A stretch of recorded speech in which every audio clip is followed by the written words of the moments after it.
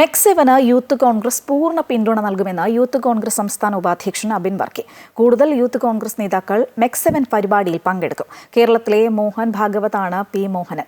RSS രഹസ്യ ഏജന്റുമാരാണ് P മോഹനനും കുടുംബവും. Riyas popular front നേതാവാണോ എന്ന് മോഹനൻ വ്യക്തമാക്കണമെന്നും അദ്ദേഹം പറഞ്ഞു.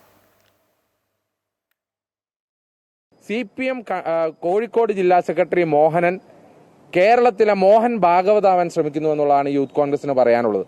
കാരണം മോഹൻ ഭാഗവതിന്റെ സ്വഭാവവും മോഹൻ ഭാഗവതിന്റെ ഭാഷയുമാണ് കോഴിക്കോട് ജില്ലാ സെക്രട്ടറി ശ്രീ പി മോഹനന്റെ ഭാഗത്തു നിന്നുണ്ടാകുന്നതെന്ന് യൂത്ത് കോൺഗ്രസ് ഇവിടെ ആരോപിക്കാൻ ആഗ്രഹിക്കുകയാണ്.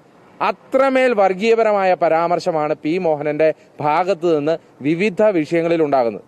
ഇല്ലെങ്കിൽ ഇപ്പോൾ ശ്രീ മുഹമ്മദ് റിയാസ് ഈ മെക്സവൺ ഇവിടെ വിപുലീകരിക്കണമെന്ന് ആവശ്യപ്പെട്ടുകൊണ്ട് ബേപ്പൂർ അടക്കമുള്ള പ്രദേശങ്ങളിൽ കത്ത് കൊടുത്തിട്ടുണ്ട്.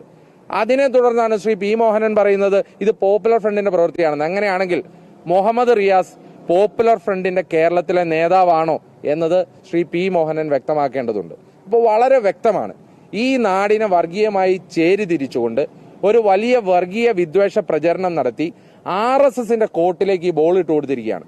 ഇപ്പൊ ഇന്നലെ മുതൽ സംഘപരിവാർ ഹാൻഡിലുകൾ നടത്തുന്ന പ്രചരണം എന്താണ്?